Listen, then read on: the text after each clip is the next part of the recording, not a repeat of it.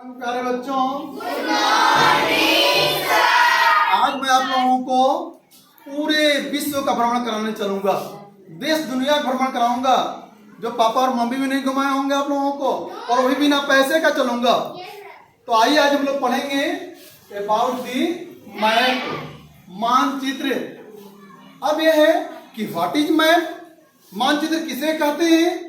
तो a map is a representation of Earth, drawing of the Earth surface or a part of it drawn on a flat surface according to a scale.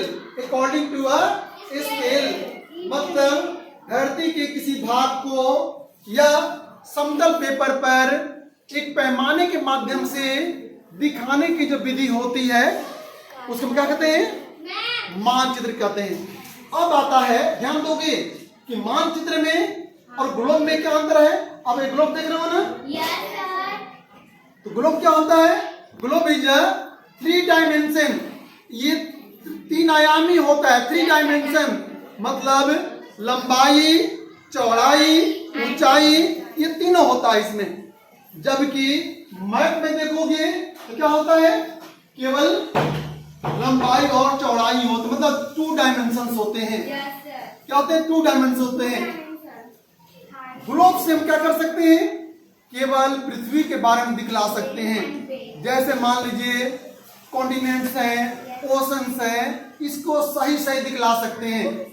लेकिन यदि छोटे छोटे जगहों को दिखाना है तो हम ग्लोब पर नहीं दिखला सकते हैं। इसके लिए हमें मैप की आवश्यकता होती है। किसकी आवश्यकता होती है, मैप के माध्यम से हम पहाड़, पठार, मैदान, राज्य, स्टेट, नदियां, ये सब कुछ दिखला सकते हैं।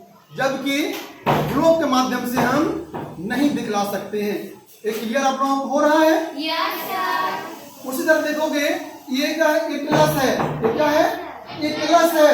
एटलस क्या होता है, एटलस जो है a group of maps, a group of many maps। देख लो कितने मैप्स इसमें हैं, अनेक तरह के मैप्स हैं जो एक साथ to put together, इसका क्या किया गया है, एक साथ रखा गया है।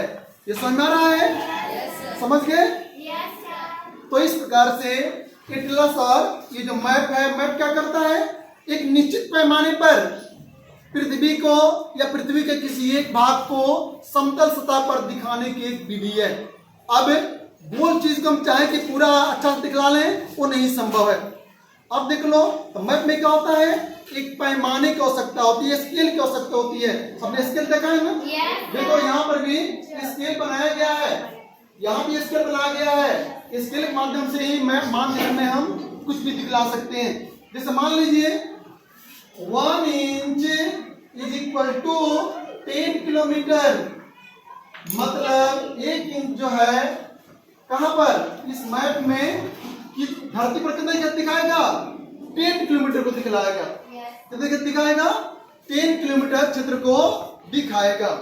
अब हम आ जाते हैं भाई कि मानचित्र का महत्व क्या है, what is the importance of maps, what is the importance of maps. तो मैप का जो है बहुत महत्व है। Importance of the map, importance of the map। अब क्या होगा भाई, तो देखोगे मानचित्र के माध्यम से हम पहाड़, पठार, मैदान, ये सब के बारे में जान सकते हैं। अब 5th क्लास में पढ़े थे अबाउट दी माउंटेन, प्लेन, प्लेटो, इसमें बताऊंगा आप लोगों को, यहाँ पर ही बताऊंगा आप लोगों को। दूसरा क्या है कि मानचित्र के माध्यम से हम किसी देश को, विश्व के किसी भाग को आसानी से जान सकते हैं।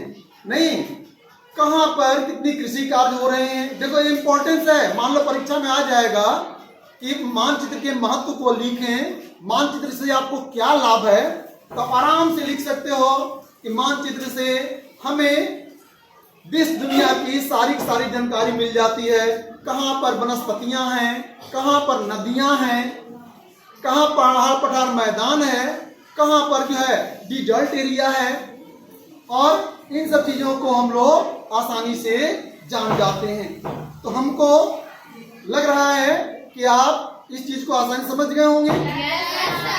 अब मैप में भी देखेंगे कि मैप अनेक तरह के होते हैं। जैसे एक होता है फिजिकल मैप, भौतिक मानचित्र, भौतिक मानचित्र। एक होता है पॉलिटिकल मैप। अब देखो यहाँ लिखा हुआ है यूरोप पॉलिटिकल मैप। यूरोप मतलब यह क्या दिखला रहा है? यूरोप के देशों को दिखला रहा है, कौन सा देश कहाँ पर है, कहाँ पर पुर्तगाल है, कहाँ पर स्पेन है, कहाँ फ्रांस है, कहाँ पर लिखा है ग्रेट ब्रिटेन है, ये सब दिखला रहा है ना। ये क्या है? पॉलिटिकल मैप है। फिजिकल मैप में क्या होता है? पहाड़, पठार, मैदान, ये सब दिखलाता है, ठीक ना। और एक होता है थीमेटिक मैप्स। थीमेटिक मैप्स वो विशेष तरह के मानचित्र होते हैं जो किसी विशेष क्षेत्र को ही या विशेष चीज के बारे में जानकारी देते हैं। जैसे मान लो केवल कृषि के बारे में जानकारी लेनी है कि कहाँ कहाँ कितने फसलों का उत्पादन हो रहा है, कौन से फसल किस क्षेत्र में बोए गए हैं, इसको हम थीमेटिक मैप से जान सकते हैं। कहाँ पर कौन सा उद्योग लगा हो, इंडस्ट्रियल मैप नहीं, industrial map, agricultural map. Then आप आइएगा मिनरल्स मैप नहीं, रिसोर्स एनर्जी मैप से। All these are be known by the thematic map. मतलब थीमेटिक मैप क्या होता है? किसी विशेष क्षेत्र को ही दिखलाता है। हमको उम्मीद है कि आप ये सब कुछ समझ गए होंगे। समझ गए हैं? तो फिर हम लोग अगले दिन आपको फिर इसमें मानचित्र में ही बताऊंगा। धन्यवाद बेटा।